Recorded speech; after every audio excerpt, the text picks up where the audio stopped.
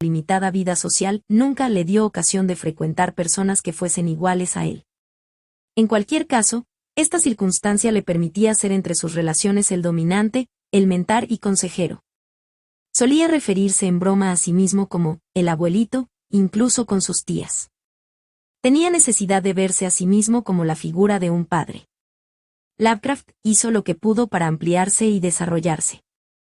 Su principal problema fue su incapacidad de relajarse y el considerarse a sí mismo un inválido inútil. Pero este era otro de los conceptos equivocados que se había autoimpuesto.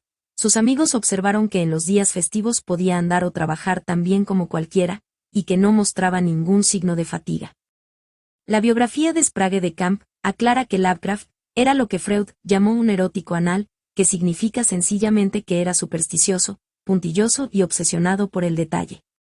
Los aficionados a la astrología pueden estar interesados en saber que Lovecraft nació en un 20 de agosto y que, por tanto, era Leo, un signo asociado a los actores y a los amantes de las candilejas. También estaba en el vértice de Virgo, un signo cuyos nativos destacan por su obsesivo aseo y meticulosidad. Puede decirse que Lovecraft solo desarrolló las características negativas del signo de Virgo y nunca tuvo oportunidad de hacer realidad su verdadero potencial como Leo. Y esto solo se debía en parte a su timidez e inutilidad. Bastante más importante fue una deliberada y autoelegida en este aspecto se parecía mucho a Lovecraft. Está contada en La vida de Poe, de Hervey Allen, Israfel. La señorita Grove Nichols cuenta cómo visitó a Poe, y él le explicó que únicamente escribía, para satisfacer mi gusto y amor por el arte. La fama no constituye para mí una fuerza motivadora. A continuación Poe lanzó un prolongado ataque a la adulación de la multitud, y a los escritores de mente mezquina que la desean. En su siguiente visita, mientras paseaban por la cima de una colina, Poe le dijo que tenía que hacer una confesión. La última vez que estuvo usted aquí le dije que yo despreciaba la fama. Sí, lo recuerdo. Es falso, me gusta la fama. Estoy loco por ella, la idolatro, bebería su gloriosa intoxicación hasta el último pozo. Querría tener en cada aldea, cada pueblo y cada ciudad de la tierra incienso ascendiendo en mi honor. La fama. La gloria. Son lo que dan a la vida el aliento y la sangre vital.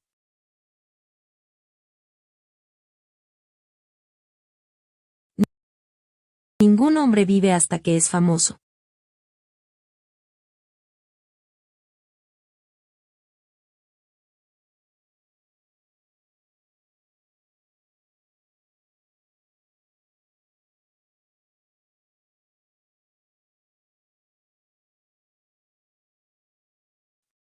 Cuán amargamente contradije mi naturaleza, cuando dije que no deseaba la fama, que la despreciaba.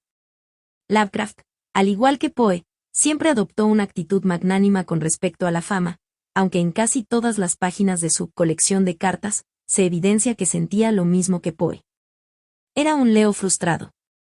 Y el verdadero significado de esto es el reconocimiento de que Lovecraft fue siempre un personalidad parcial, un hombre cuya verdadera naturaleza estuvo eclipsada. Son estas personas, tal como Janet observó una y otra vez, las que se convierten en poseídas por los demonios, o se dividen en múltiples personalidades. Y pasando de las cartas de Lovecraft a sus escritos, puede verse la causa por la que su verdadera personalidad no pudo manifestarse. Como estilista nunca alcanzó nada parecido a la distinción de Poe, siempre da la impresión de ser torpe, un aficionado. Su conocimiento de la expresión era superficial, e incluso después de la experiencia de su matrimonio y estancia en Nueva York, retuvo las actitudes mentales de un adolescente. Es muy ilustrativa la lectura de la Juvenilia editada por Delet en The Shattered Room. Las narraciones escritas a la edad de 6 años indican que se trataba de un niño brillante e imaginativo. Habría sido una predicción acertada la de considerarle destinado a convertirse en un escritor. Pero el primero de sus cuentos adultos, The Alchemist, escrito cuando tenía 18 años, apenas muestra el desarrollo que cabría esperar.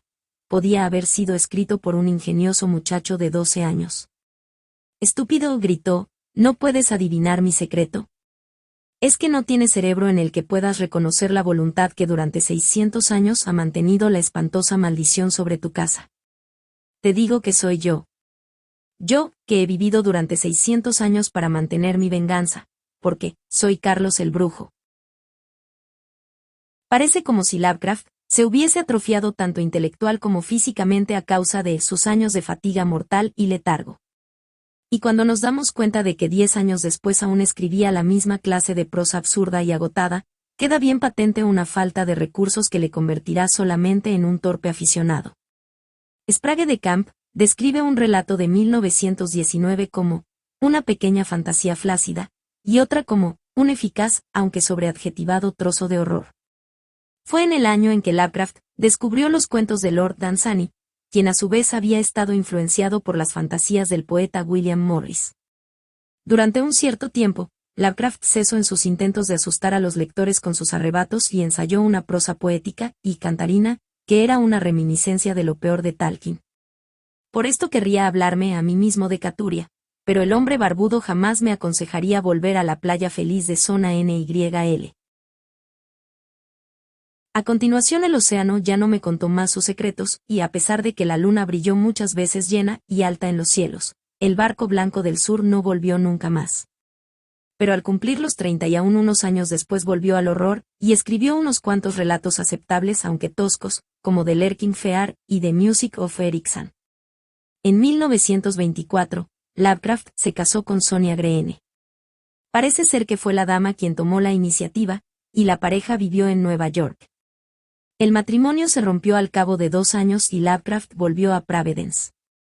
Fue entonces, en 1927, cuando finalmente empezó a escribir la obra por la que será recordado, relatos como The Call of Cthulhu, The Case of Charles Dexter Ward, The Dunwich Horror, The Caller Out of Space. Los estudiosos de los mitos Cthulhu observarán que en The Dunwich Horror, la entidad alienígena se dispersa mediante encantamientos mágicos del Necronomicon. En The Enchant House, escrita 3 años antes, el narrador se había servido de una especie de aparato para destruir la entidad. Y de todas las narraciones Cthulhu de este periodo se obtiene la impresión de que Lovecraft había estado estudiando la historia y la práctica de la magia. The Caller Out of Space revela el principio de una nueva etapa del desarrollo de Lovecraft. El deseo de crear horror puro se está desvaneciendo. Las mejores narraciones de su último periodo son de ciencia ficción en lugar de historias de horror. Entre ellas se incluyen The Whisper in Darkness, At the Mountains of Madness, y su obra final de Shadow Out of Time.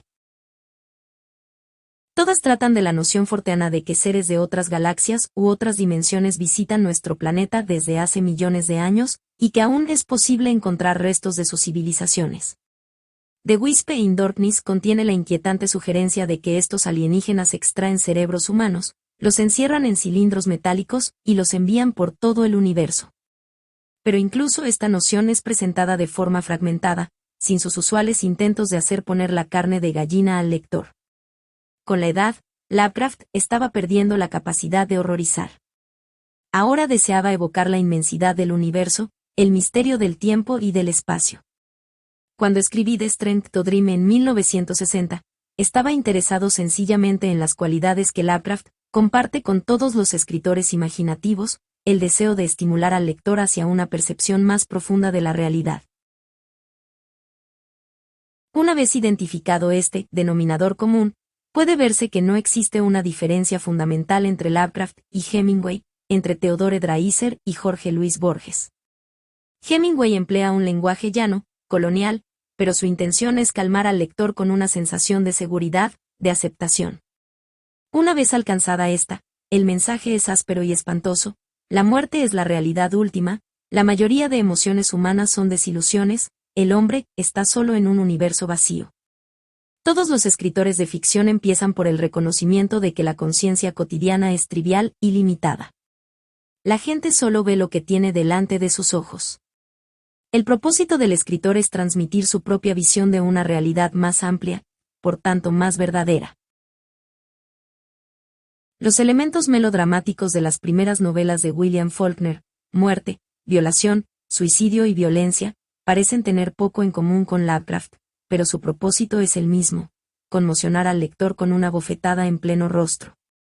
El problema de las primeras narraciones de Lovecraft es que, con su abuso de los adjetivos, deja ver el juego bastante antes del shock final. En lugar de calmar al lector con un tono de aceptación, levantan sus sospechas. Solo los niños las encuentran terroríficas, los adultos muy divertidas. Este era el aspecto de Lovecraft que me interesaba. Pero poco dije sobre otro aspecto que es igualmente importante, su romanticismo.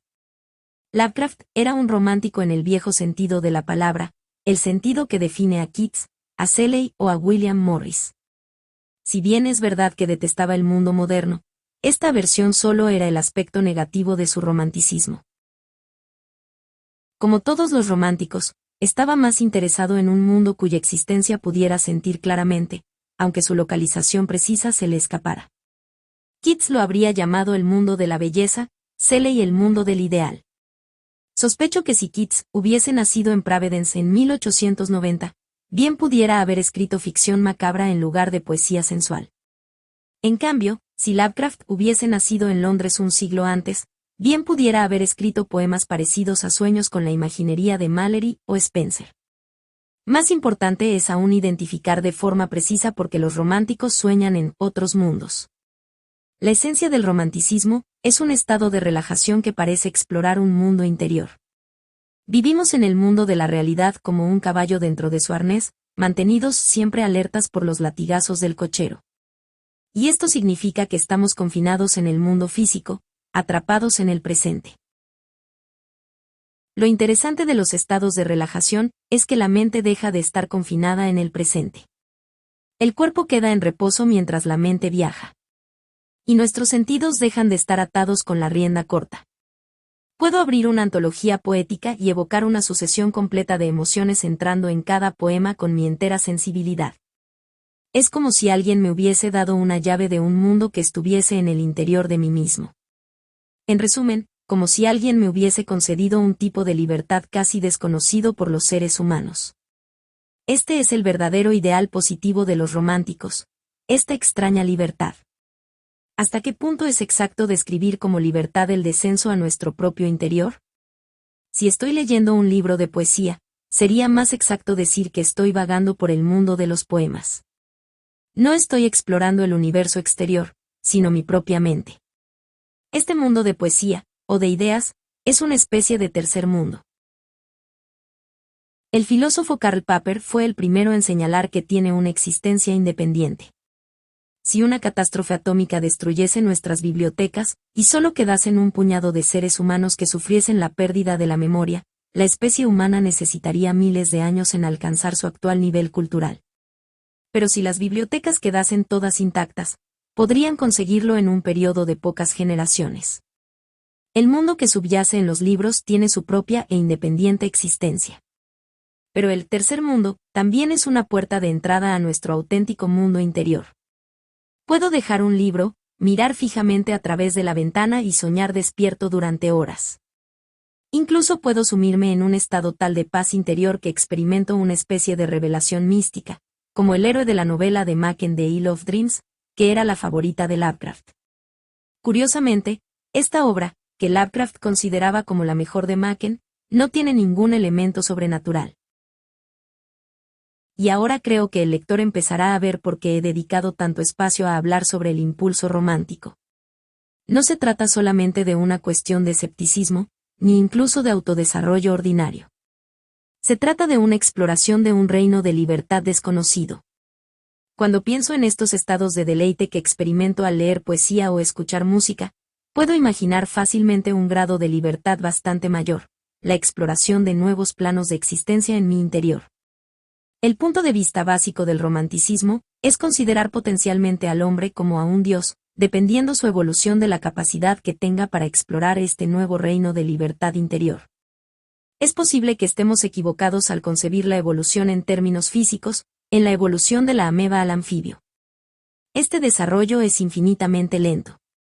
Pero si la teoría de la superconciencia de Huxley es correcta, y parece posible que lo sea en algún sentido, el hombre ya es un dios.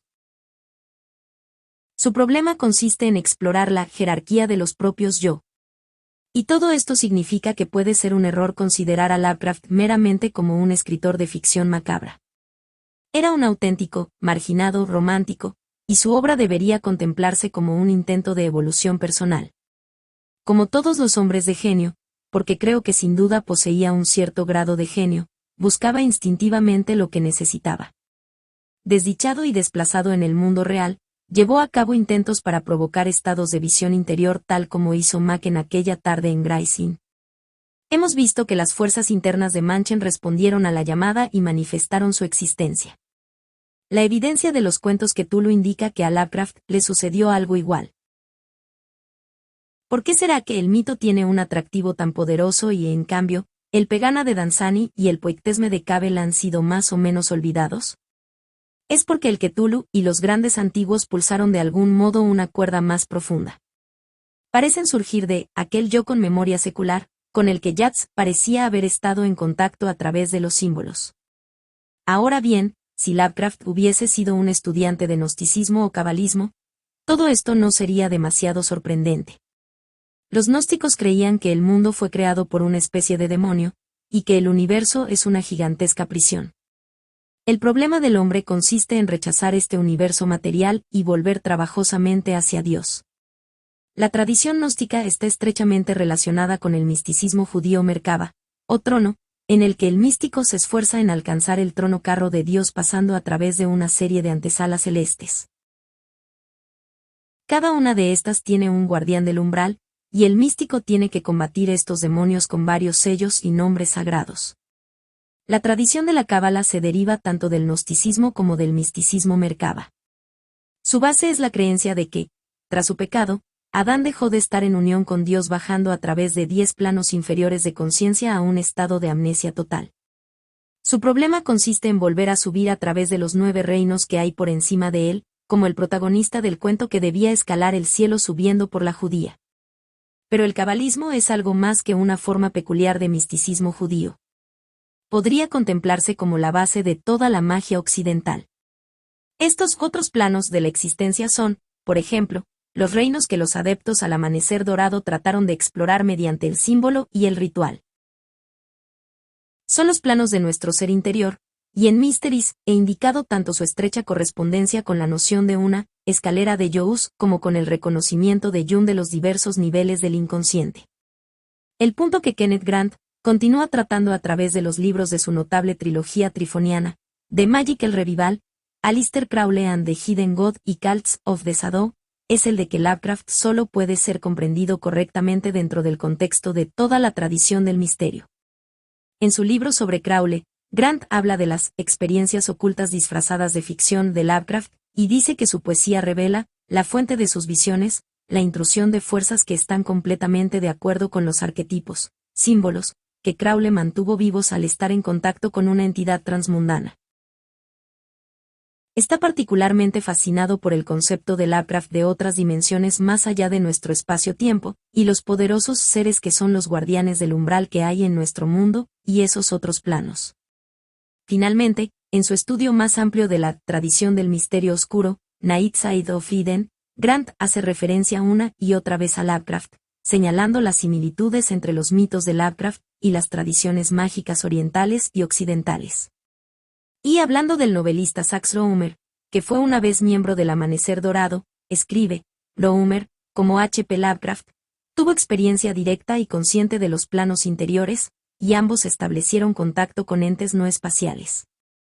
Además, esos dos escritores rechazaron la confrontación real con entes que son fácilmente reconocibles como los enviados de Coronson Sugal, el guardián del umbral, a quien Grant parece identificar con Cthulhu.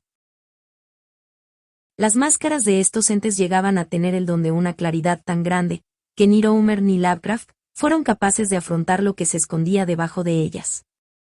Sin embargo, el insuperable aborrecimiento inspirado por dichos contactos esconde una magia potencial comprimida y explosiva, que hace a estos dos escritores unos maestros en sus respectivas ramas de ocultismo creativo. Cree que Lovecraft vacilaba y retrocedía al hallarse al borde del abismo que hay entre el séptimo y octavo plano de la existencia y, como consecuencia, empleó su vida en un vano intento de negar los poderosos entes que lo movían. Después de mencionar que Lovecraft insinúa la existencia de entes que pisan las profundidades del espacio que hay entre las estrellas, Grant continúa diciendo, históricamente hablando, el Dr. John D. 1527 a 1608 litros, fue el primero en dejar un informe detallado de la relación humana con habitantes de la brecha sin dimensiones que hay entre los universos. La mención del nombre de Dee en este contexto es interesante, no solo porque Lovecraft atribuye a Dee la única traducción del Necronomicon, sino también porque Dee fue en el pasado uno de los mayores adeptos a la magia y que, por tanto, presentamos alguna evidencia práctica de la existencia de entes no humanos. Dee, que era el astrólogo de la reina Isabel, estaba desprovisto de poderes paranormales, pero trabajaba con un cierto número de visionarios o videntes.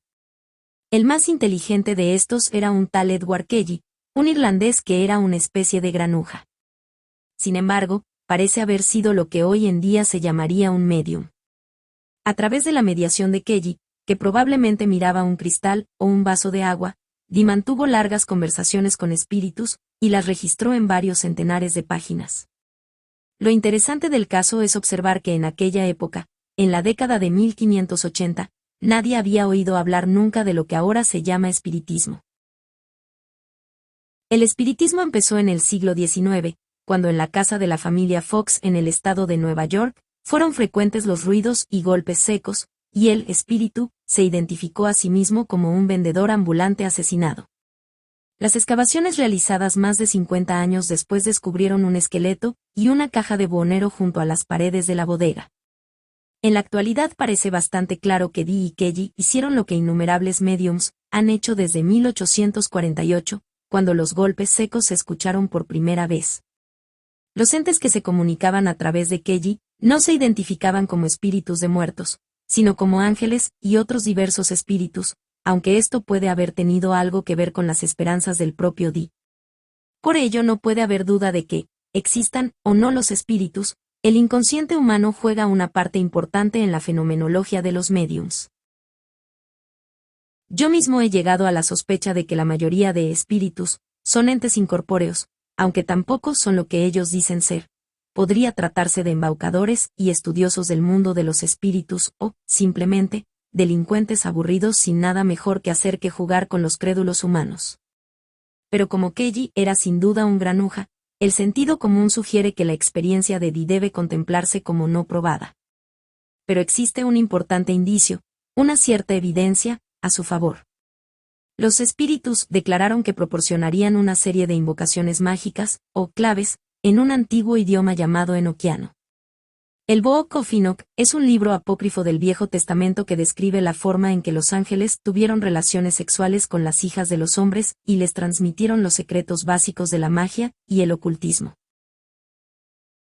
En la época de Dee solo existían algunos fragmentos, aunque un hombre viajero, Bruce, pudo traer una copia de toda la obra procedente de Abisinia en 1773. Desde luego, está escrito en hebreo, no en enoquiano. Pero los espíritus de Dee identificaron el lenguaje de las claves, como el de los ángeles del Book of Enoch. Y lo extraordinario es que el enoquiano es un lenguaje con su propia gramática y sintaxis. En su biografía, Crowley escribe que es incluso mucho más sonoro, majestuoso e impresionante que el griego o el sánscrito, y que la traducción inglesa, a pesar de que tiene puntos de difícil comprensión, contiene pasajes de continua sublimidad. 5. Cierto es que esta clase de afirmación despierta un natural escepticismo, ya que indudablemente, Crowley tuvo razones para exagerar. Pero la evidencia en que se apoya es muy convincente. Los textos enoquianos básicos contienen 19 claves, siendo la más larga de unas 300 palabras, y la mayoría, de más de 100. Un diccionario de enoquiano, recopilado por Leo Vinci, 6, contiene unas 900 palabras. Si se supone que Kelly inventó este idioma, deberá suponerse también que antes que nada tradujo una serie de invocaciones a un enoquiano coherente y después las aprendió de memoria. Pero hay bastante más que esto. Dee tenía una serie de tablas que consistían en 49 por 49 cuadros, la mayoría de ellos conteniendo letras o símbolos. Debería tener estas tablas o cartas expuestas frente a él, mientras Kelly miraba el cristal o la piedra de visiones. Kelly debía señalar con una varilla una u otra carta y decir, el ángel, indica la columna 6, fila 31. Dee debía buscar y anotar la letra. Por tanto, Kelly debería haber conocido la situación de las letras y los símbolos de todas las cartas. Y un punto final más convincente: los mensajes se daban al revés porque la pronunciación de las palabras en su sentido correcto habría liberado ciertas fuerzas. En consecuencia, una vez escritas, debían invertirse. Es concebible que Kelly fuese lo suficientemente inteligente para inventar el enoquiano y aprenderse de memoria 19 invocaciones en este idioma, pero no que también pudiese haber memorizado un código tan increíblemente complicado. El enoquiano ha sido extensamente estudiado por muchos historiadores de la magia, siendo el último de ellos Stephen Skinner, que ahora está ocupado en la escritura de un libro sobre el enoquiano. Todos estos estudiosos confirman que es un idioma coherente, sin ningún parecido con ningún otro de los vivos.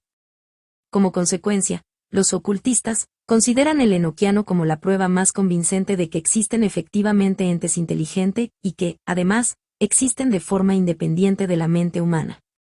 La hipótesis alternativa es que este idioma era una connotación de las mentes subconscientes de Dee y Kelly. Nadie ha sugerido nunca que lo inventó el propio Dee, ya que su honestidad es reconocida de modo general.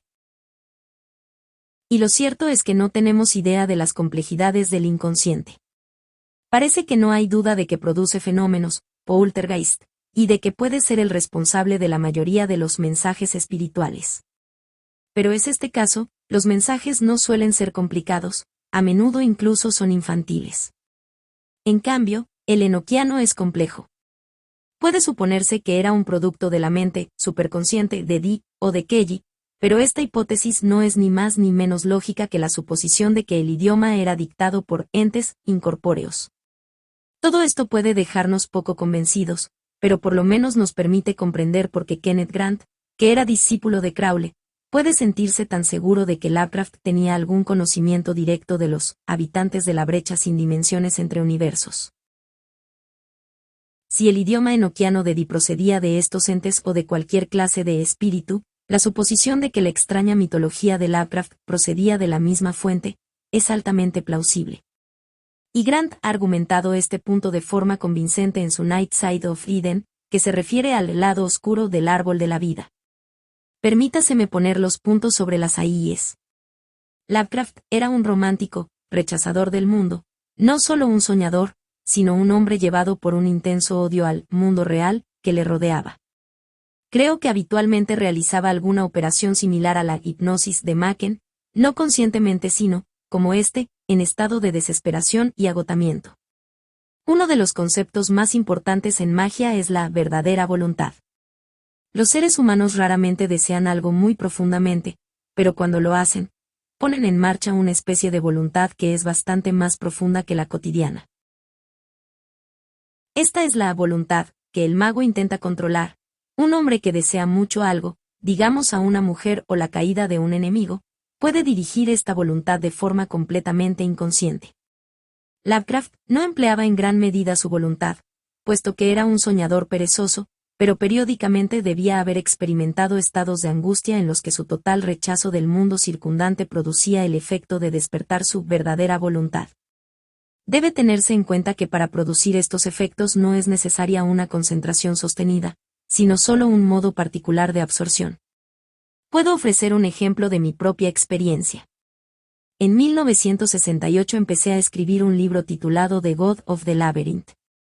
Mi intención era proceder a una investigación literaria.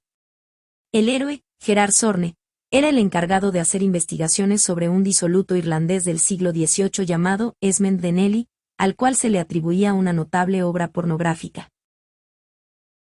Cuando lo empecé, mi intención era escribir una historia literaria de detectives a la manera del ruso Irakli Andronikov. Sin embargo, en un cierto punto del libro, me di cuenta de que la trama se estaba escapando de mis manos.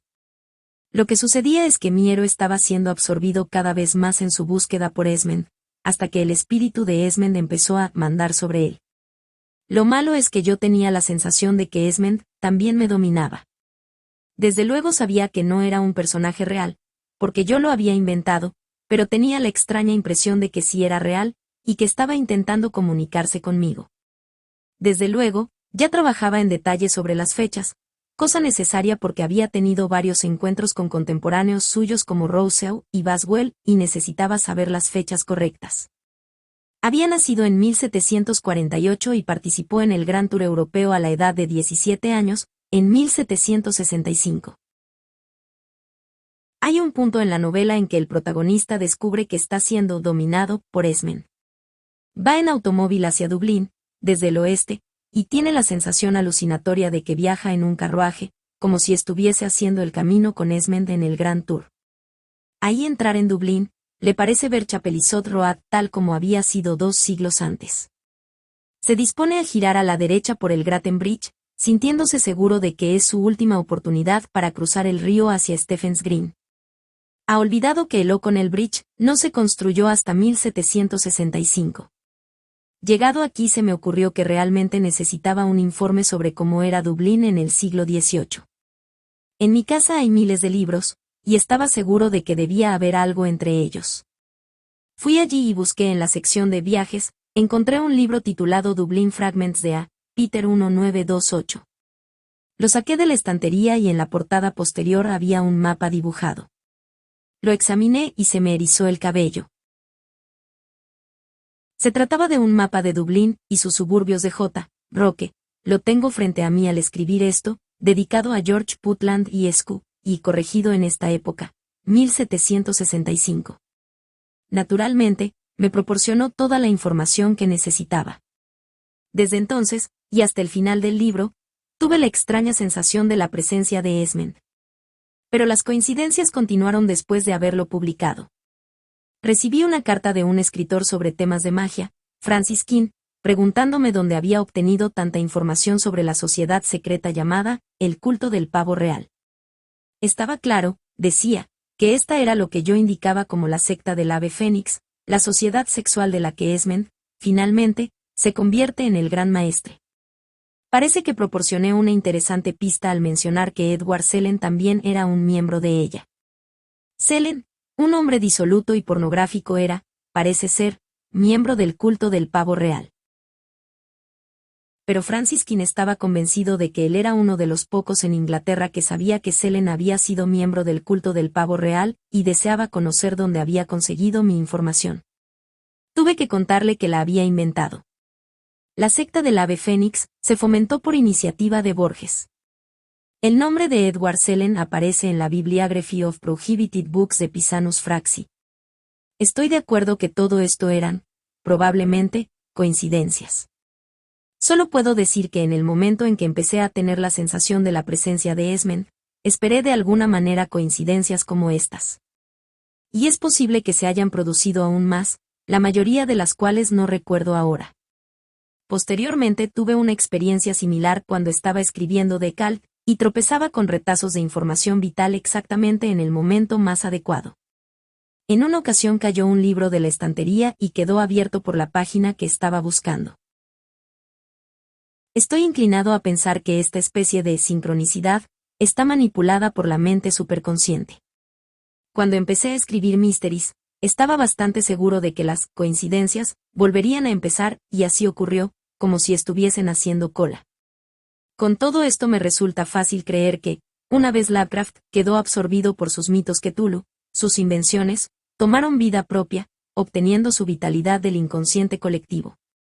Y 25 años después de su muerte, Powells y Belle presentaron su propia evidencia con la conclusión de que los seres humanos no eran las primeras criaturas inteligentes que deambulaban por la superficie de este mundo, y que la Tierra puede haber recibido visitantes del espacio miles, sino millones, de años antes de que el hombre apareciese. Sus teorías fueron popularizadas por el suizo Eric van Daniken.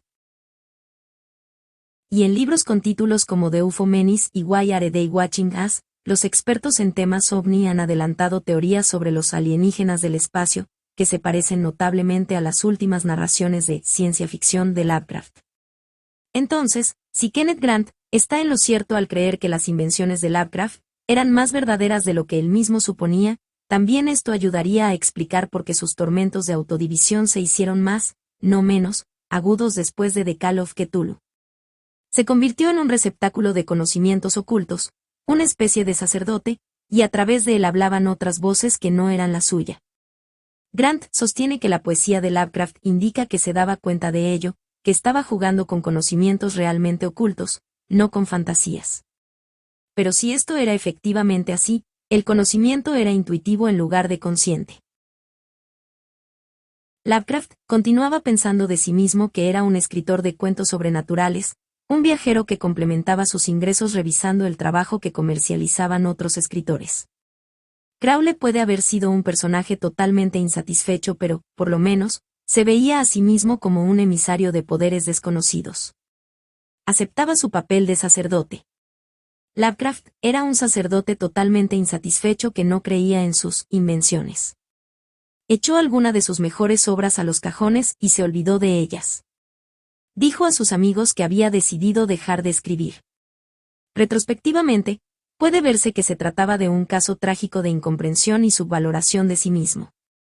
El principio del último acto de la tragedia se produjo al escribir su novela The Shadow Out of Time que, en algún aspecto, es una obra más refinada. En ella escribe, más claramente de lo que nunca había hecho antes, sobre seres que existen en otras dimensiones, sobre mentes capaces de llegar más allá de las estrellas y sobre civilizaciones millones de años más antiguas que la del hombre. Lo extraño del caso es que Lovecraft continuara teniendo la sensación de escribir una historia de horror. La mayoría de lectores encontrarán esto incomprensible. Estas notables visiones de los grandes antiguos no son terroríficas, son fascinantes, galvanizan la imaginación. Producen admiración, no miedo. Así, la errónea comprensión de su propia naturaleza le indujo a escribir en su antiguo estilo, como si estuviese contando la historia de un ronco murmullo. En lugar de reconocer que estaba en el umbral de una nueva evolución, probablemente supuso que su talento se estaba desvaneciendo. Dejó de escribir.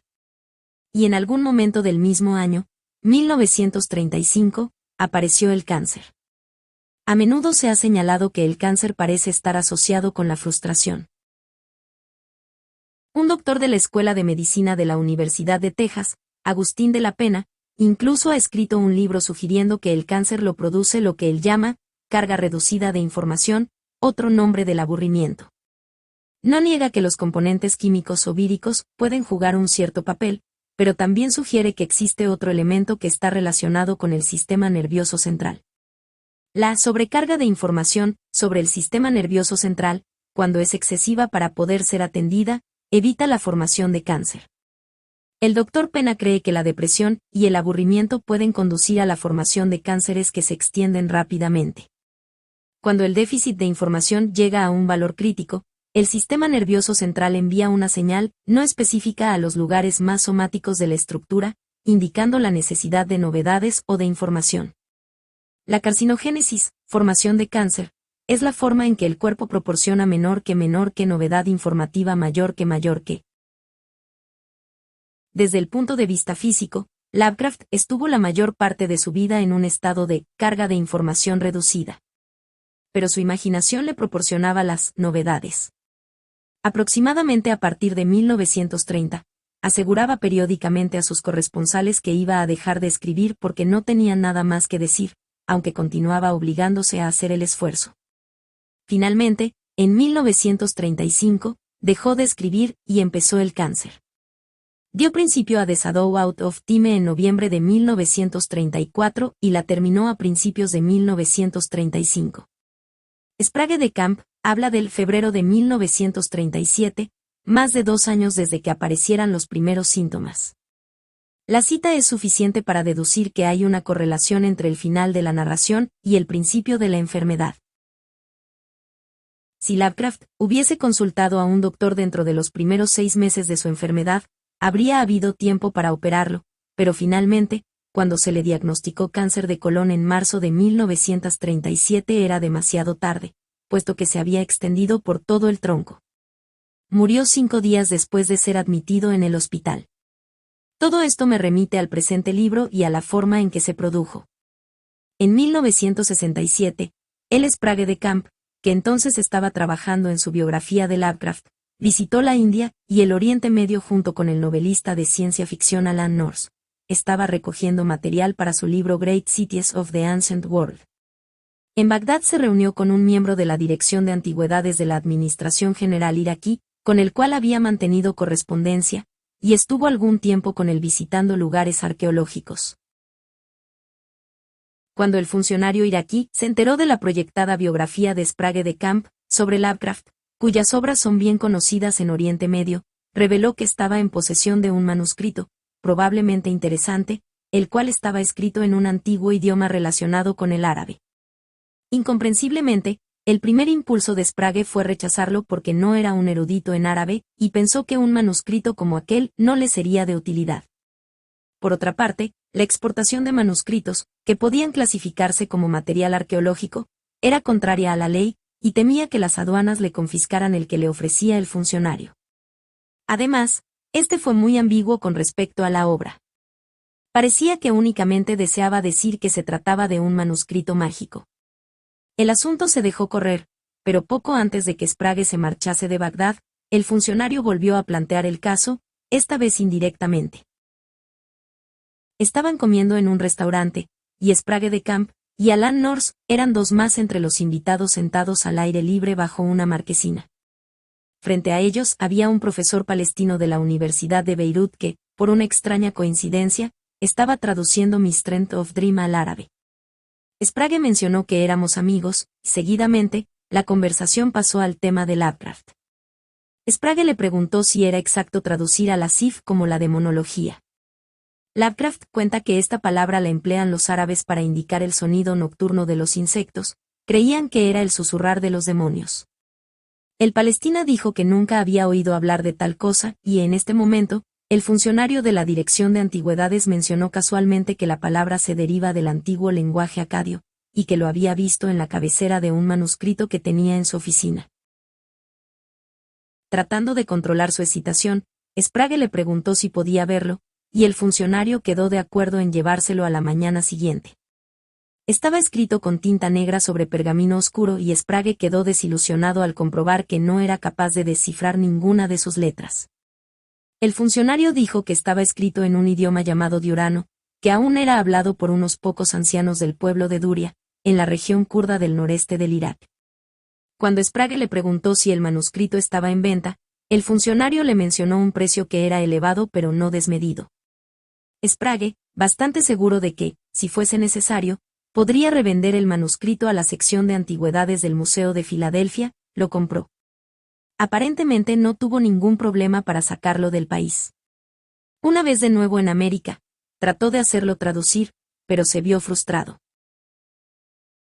Los expertos le dijeron que se trataba de un idioma que se parecía al persa, pero que en su mayor parte parecía ser jeberiano. Esto animó a Sprague, que observó que la palabra jeberiano se derivaba del alquimista Geber, el cual fue más o menos contemporáneo del legendario Al-Azred. Sin embargo, cuando Reinhold Carter, del Museo Metropolitano, declaró que estaba seguro de que el manuscrito era una falsificación del siglo XIX, se descorazonó. En 1969, su interés volvió a renacer al recibir una carta del funcionario de Bagdad ofreciéndole, en una postdata, la recompra del manuscrito por una cantidad superior a la que había pagado. Expresó su deseo de hablar sobre el particular, pero no recibió respuesta.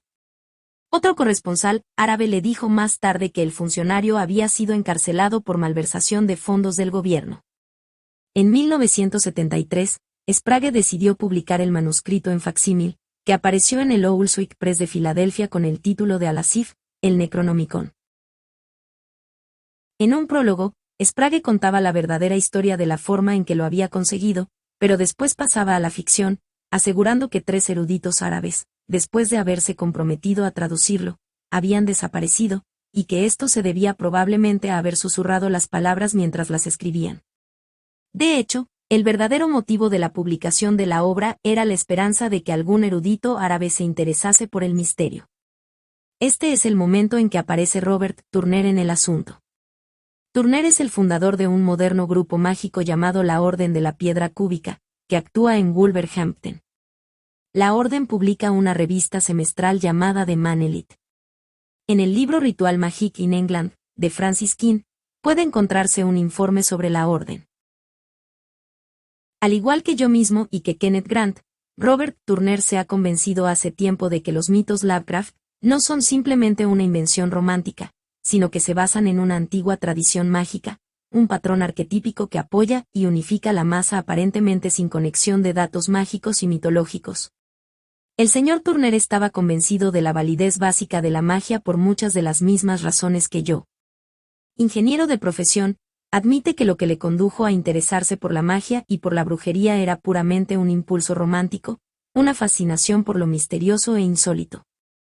Pero cuando empezó a estudiar tradiciones mágicas que procedían de todo el mundo y de civilizaciones de un remoto pasado, se sorprendió de su subyacente consistencia. Si la magia es realmente un producto de la superstición y la ignorancia, podría esperarse que las creencias mágicas de los esquimales y los indios del Perú no tuviesen nada en común. Pero el hecho es que existe entre ellas una asombrosa similitud que ha sido señalada repetidamente por los antropologistas, desde Sir James Frazer hasta Joseph Campbell, cuya monumental obra de Masks of God es la mejor introducción moderna sobre el tema. Un indio americano, Shaman III hechicero, no tendría dificultad alguna en comprender los procedimientos mágicos de un colega de Nueva Guinea o Letonia. Los descubrimientos arqueológicos revelan que la magia de Babilonia o de Tebas no era muy diferente de la de Paracelso o de Cornelio Agripa. Desde luego, el lenguaje y los símbolos son diferentes, de la misma manera que lo es la matemática egipcia de la romana o la árabe. Esto aparte, los conceptos básicos muestran asombrosas similitudes. Todo esto llevó a Turner a creer que las leyes básicas de la magia son tan válidas objetivamente como las de la física. La principal diferencia es sencillamente que la física está relacionada con el mundo exterior, mientras que la magia lo está con el mundo recóndito de la psique humana y su misteriosa relación con el universo exterior. El señor Turner ha explicado algo de su propia concepción de la naturaleza de la magia en el comentario del Necronomicon hecho en esta obra. Así, todo lo que hay que decir aquí es que cuando empezó a leer los relatos 4 Cthulhu de Lovecraft, llegó al firme convencimiento de que el mito no era una creación de la imaginación de Lovecraft, sino que se basaba en la misma tradición mágica que los escritos de Hermes Trismegisto o de John Dee. Su primera sospecha, dice, es que Lovecraft era un adepto practicante o, por lo menos, un miembro de alguna orden mágica. Cuando leyó las cartas de Lovecraft, quedó sorprendido y desconcertado al descubrir que, aparentemente, contemplaba todo ocultismo como signo de debilidad mental. Pero cuando releyó las obras principales de los mitos Cthulhu, At the Mountains of Madness, The Case of Charles Dexter Ward, The Shadow Out of Time y The Dunwich Horror, volvió a experimentar la total convicción de que Lovecraft sabía más sobre magia de lo que daba a entender a sus corresponsales. Fue en esta época, 1972, cuando apareció Magical Revival, de Kenneth Grant. El señor Turner, al principio, se inclinaba a aceptar el punto de vista de Grant, según el cual se trataba de un caso de visión interior inconsciente, como respuesta al problema. En realidad, todavía está convencido de que Grant estaba fundamentalmente en lo cierto. Pero se sentía inclinado a sospechar que el conocimiento de Lovecraft sobre textos mágicos era mayor de lo que Grant creía, basando esta creencia en que Lovecraft pudo haber tenido acceso a ciertas obras, tanto en Nueva York como en Providence. Robert Turner y yo nos conocimos a través de nuestro mutuo interés por el ritual mágico. Me intrigó cuando me dio a conocer su teoría de que la mitología de Lovecraft estaba basada en una antigua tradición mágica, tanto más cuanto me dijo que había hallado una de sus principales pistas en mi propio libro The Strength of Dream, en el que comparo la mitología de Lovecraft a la de Madame Blavatsky. Había indicado que Madame Blavatsky habla de ruinas ciclópeas y piedras colosales, en The Secret Doctrine, volumen 2, p. 341. Y The Secret Doctrine es, básicamente, un inmenso comentario sobre el más viejo manuscrito del mundo, The Book of Ossian. Madame Blavatsky aseguraba poseer el libro escrito en una colección de hojas de palma que, mediante un proceso desconocido, son impenetrables al agua, al fuego y al aire. Como la mayoría de los no teosofistas, siempre me he inclinado a considerar que The Book of Ossian era una invención de aquella taimada vieja ocultista. Pero personas muy reputadas, incluyendo el conocido budista Christmas Humphreys, han asegurado creer en su autenticidad. Un escritor, Srimad Ashist, ha dedicado 2 libros a analizar las stances de Cian en la suposición de que son lo que Madame Blavatsky aseguró que eran. Tuve que coincidir con Robert Turner en que si The Book of Cian era auténtico, bien podría ser el origen del Necronomicon. Desgraciadamente, esto también es válido aunque fuera invención de la propia Madame Blavatsky, porque Lovecraft pudo haber tomado parte de su mitología de The Secret Doctrine. Fue en esta época cuando tuve noticia de otro amigo, George I., presidente de la H. G. Wells Society, de la cual soy miembro. George I. es un historiador de ciencia ficción a quien el editor de este libro pidió publicara una serie de ensayos sobre Lovecraft y el Necronomicon. Naturalmente, debería tratarse el Necronomicon como invención de Lovecraft. 7. George me preguntó si me gustaría contribuir con un artículo. Le hablé sobre la teoría Cian de Robert Turner, sugiriéndole que pidiera a Robert si quería escribir sobre ella. Pero en la época en que George entró en contacto con Robert, este estaba ya siguiendo un nuevo plan de investigación.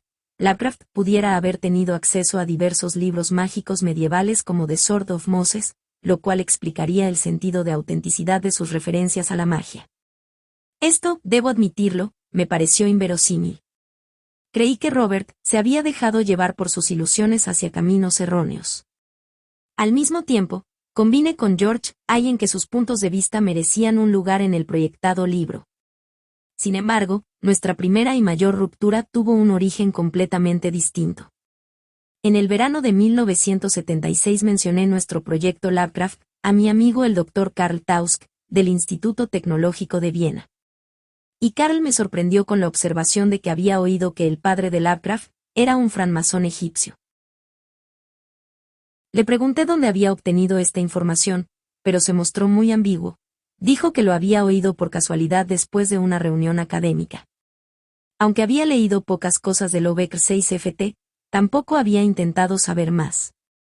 Sin embargo, creía que podría recordar quién dijo aquello y me prometió que cuando regresara a Viena se interesaría por el asunto para complacerme.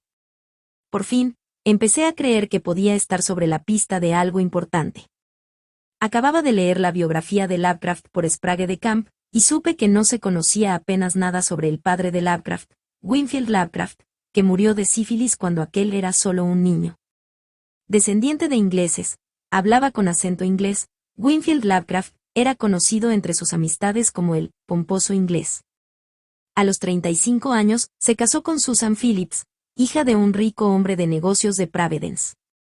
En esta época, Winfield era vendedor de la Courem Silver Company, de Providence. 4 años más tarde fue a Chicago en viaje de negocios y empezó a dar muestras de perturbación mental. Manifestó que la camarera le había insultado y que su esposa estaba siendo atacada en una habitación del piso superior.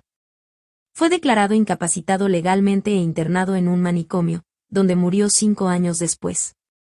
La parálisis general del loco, fase final de la sífilis, tardó casi 20 años en manifestarse, periodo durante el cual sobrepasó la etapa infecciosa, aunque pudo haberse transmitido genéticamente. Por fortuna, Howard no parece que hubiera sido afectado. Pero no cabría sorprenderse por haber descubierto que Winfield Lovecraft hubiera sido francmasón. La francmasonería moderna, que empezó en Inglaterra en 1715, llegó a Filadelfia tempranamente, en 1730, y pronto se extendió a Boston, Nueva York, Charleston, Portsmouth y otras ciudades. El entusiasmo americano por la idea de fraternidad aseguró su adopción en todo el continente, y la mayoría de las ciudades americanas tienen ahora grandes templos masónicos.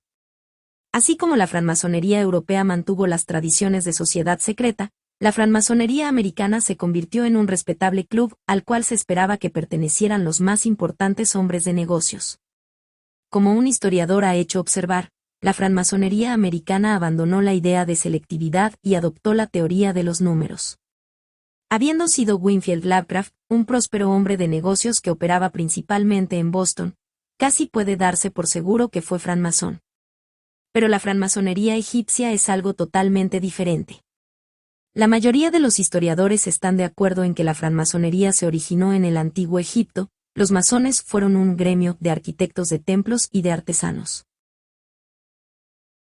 La masonería egipcia fue creada o resucitada por el famoso mago e impostor, conde Cagliostro alrededor del año 1778. Cagliostro fue admitido en la Logia de la Esperanza de los francmasones de Londres, en abril de 1777. Él asegura que poco después compró un manuscrito que contenía un informe sobre la forma original de la masonería tal como existía en Egipto inmediatamente después, Cagliostro se declaró masón egipcio y fue haciendo proselitismo por toda Europa. En Leipzig, después de un banquete masónico, Cagliostro dijo al jefe de la logia que si no adoptaba el rito egipcio, sentiría la mano de Dios. Cuando aquel hombre se quitó la vida pocos días después, su suicidio fue considerado como el cumplimiento de la profecía de Cagliostro, y la francmasonería egipcia fue rápidamente tomada en serio. Incluso los más escépticos biógrafos de Cagliostro no tienen la menor duda de que su entusiasmo por la masonería egipcia era totalmente sincera. Durante 7 años la estrella de Cagliostro fue en ascenso. Ocurrió entonces el affair del collar de diamantes en el que el cardenal de Rohan, amigo de Cagliostro, fue víctima de la confianza de una embaucadora, la condesa de la Mat Valois. Cagliostro fue juzgado como cómplice, pero no lo había sido, por lo que finalmente fue absuelto. Sin embargo, su absurdo comportamiento durante el juicio y su extravagante «Historia de mi vida», que leyó en voz alta ante el tribunal, hicieron de él un hazmerreír y fue desterrado a Londres. Cometió el error de ir a Roma, donde se le detuvo como francmasón y murió en las mazmorras papales en 1795. Por entonces, ya había tenido lugar la Revolución Francesa. Miles de aristócratas habían muerto en el terror, y otros centenares más habían huido a América. Entre estos, evidentemente, se hallaban muchos de los que Cagliostro había iniciado en la masonería egipcia. La posteridad ha decidido que Cagliostro era básicamente un impostor. Sin embargo, tal como indicado en Descartes, también era un mago que poseía auténticos poderes. Entre estos se incluían la clarividencia, la profecía y el don de hacer curaciones, este último desarrollado en muy alto grado. ¿Cuál era la diferencia entre la masonería egipcia y la variedad usual? Afortunadamente no hay necesidad de especular. A. Watt ha descrito a fondo la masonería egipcia en su New Encyclopedia of Freemasonry 1923. En lo referente a la forma menos esotérica de masonería a la que fue iniciado Cagliostro por primera vez en Londres, tenemos una descripción de la misma en el libro de W. H. Trowbridge sobre Cagliostro 1910. Este fue llevado a presencia de los demás hermanos e izado hasta el techo con una cuerda para simbolizar su completa confianza en la voluntad del cielo. Seguidamente se le vendaron los ojos, se le puso una pistola cargada en la mano y se le ordenó dispararse a la cabeza. Al mostrar la natural vacilación, se le ordenó que jurara obedecer a sus superiores sin dudarlo. De nuevo se le entregó la pistola, esta vez descargada, y Cagliostro la colocó bastante tembloroso contra su frente y apretó el gatillo. Al mismo tiempo fue disparada otra pistola y se le sopló sobre la cabeza. Seguidamente se le retiró la venda de los ojos y Cagliostro fue declarado masón. Evidentemente, el rito de la Logia de la Esperanza era bastante sencillo, por no decir tosco. El rito egipcio era bien diferente. El candidato ya tenía que ser masón. Antes de la ceremonia, se le dejaba en una habitación con la imagen de una pirámide, probablemente la Gran Pirámide de Keops, sobre la que debía meditar. Entonces, después de llamar golpeando 7 veces, era admitido 41 pie de un trono, y un maestre vestido de blanco pronunciaba un discurso extremadamente largo que constaba de 16 capítulos, empezando por la filosofía natural y sobrenatural, e incluyendo una parte sobre la fundación de la masonería por Salomón, y otra sobre el uso de las fuerzas ocultas. Todo esto pone en claro que la diferencia entre la masonería ordinaria y la masonería egipcia consistía en que la primera era, y aún lo es, una variante directa del cristianismo, mientras que la segunda se basaba en la filosofía hermética, es decir, en la magia. Salomón no solo fue el constructor del templo, sino también un legendario mago, supuesto autor del famoso libro mágico medieval de Key of Solomon. Además, el no menos legendario fundador de la magia, Hermes Trismegistos, fue a Egipto, donde era conocido como Tat. El más celebrado cuerpo de escritos mágicos y místicos, Corpus Hermeticum, incluyendo la tabla esmeralda, era atribuida a Hermes el 3 veces grande. Ahora se sabe que la mayor parte del corpus data del segundo siglo de J.C. La razón por la que Cagliostro creyó firmemente que su masonería egipcia era superior a la corriente consistía en que aquella procedía de los orígenes de la magia y de la filosofía oculta. El masón corriente debe conocer su Biblia. En cambio, el masón egipcio debía saber algo de astrología, alquimia, filosofía mística y magia ritual. Cagliostro conocía algo, quizá mucho, de todas estas materias. Los maestres debían saber mucho más. El siglo posterior a la muerte de Cagliostro conoció una notable reanimación de la tradición mágica. De pronto, la magia fue de nuevo un tema de estudio serio. En Francia adquirió un enorme